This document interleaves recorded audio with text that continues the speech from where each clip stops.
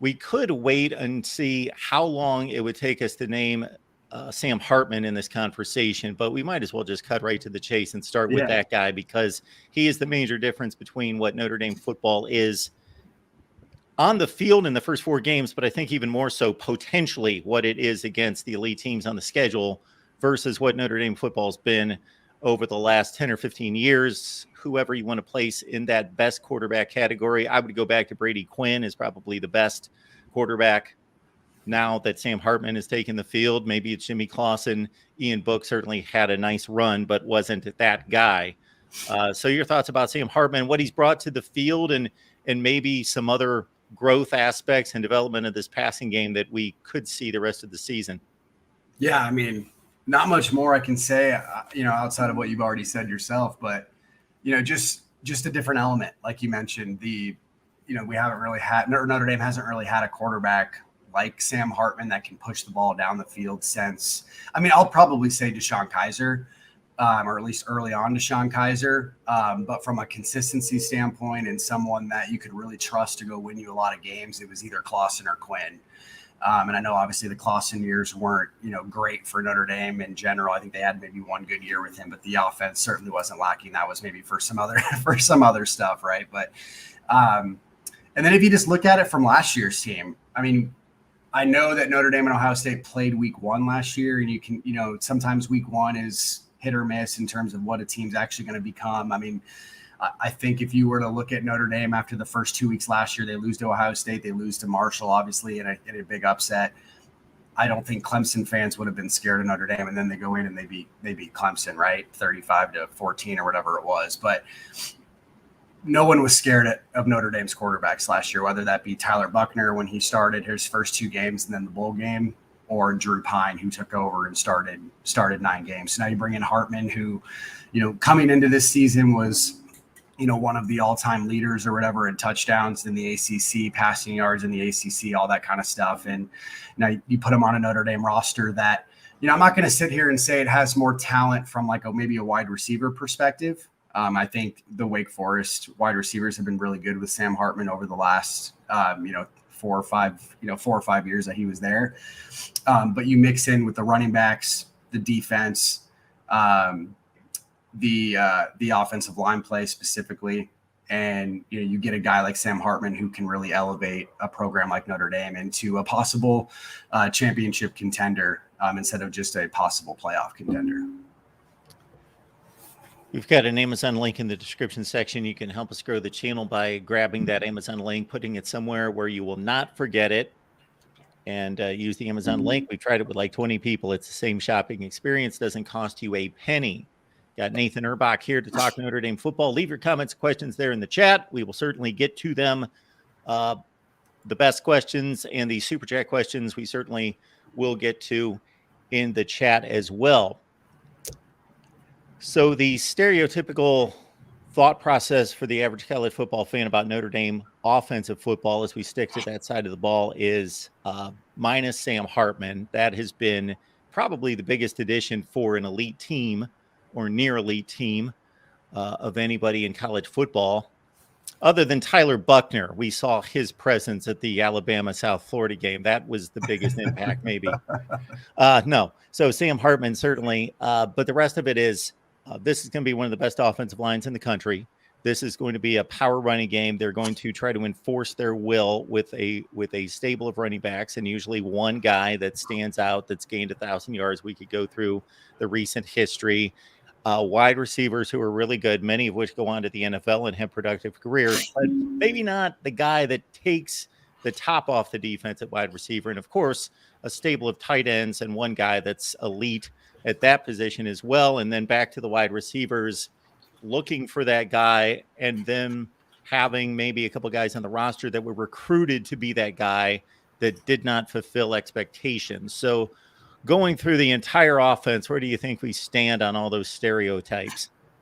Yeah, so I'll start with running back, because that's kind of, I think, the the interesting position on the roster this year. They obviously have Audric Estime, who's been there. This is his third year. First year, we've kind of redshirted for the most part. And last year was there with Logan Diggs as the top guy.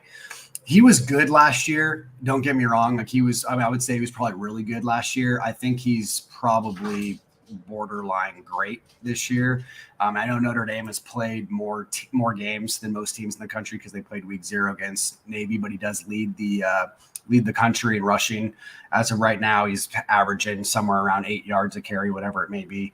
And he just looks like a different player.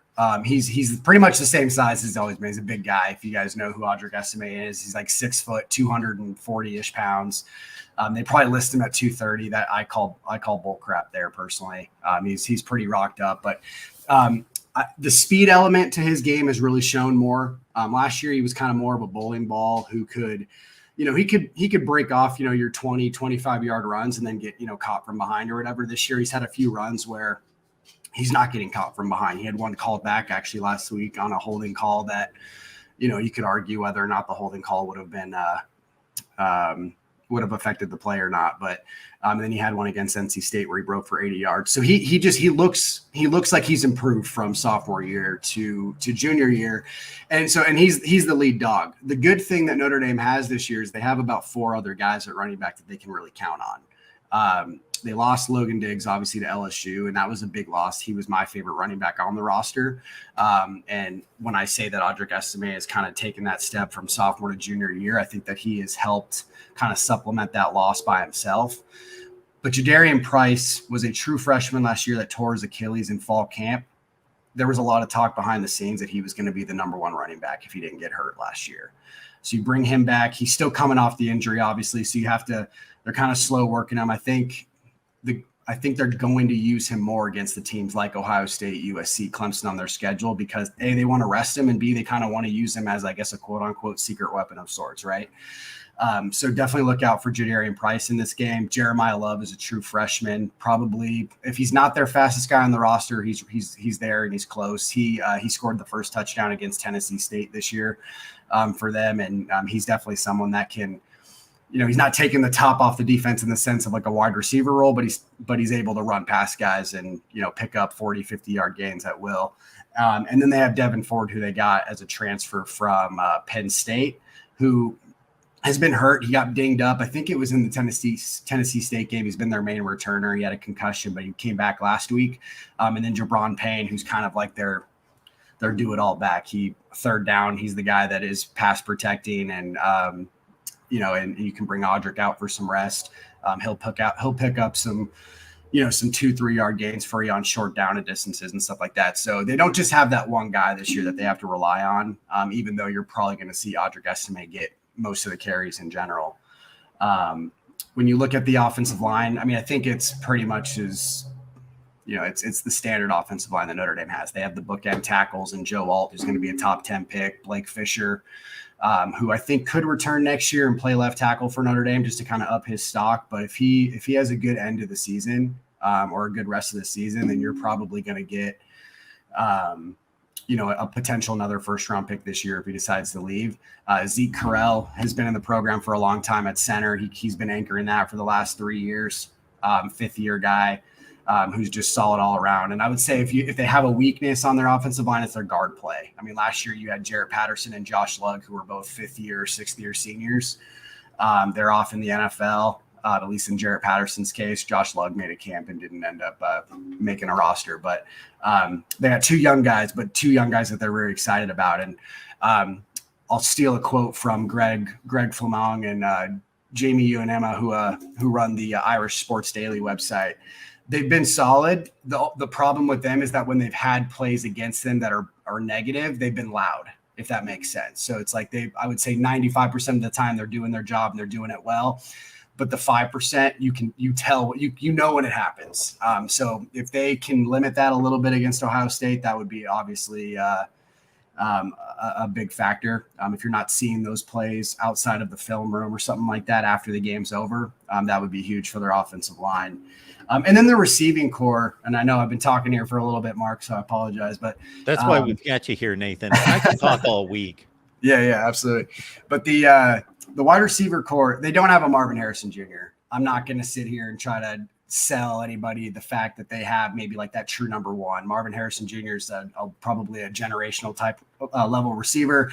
But even if you were to look at like maybe a school like Washington, who has maybe 2 or 3 guys that are just really, really solid players, and McMillan, you have Roman Duze. I don't even think they have a guy of that caliber per se.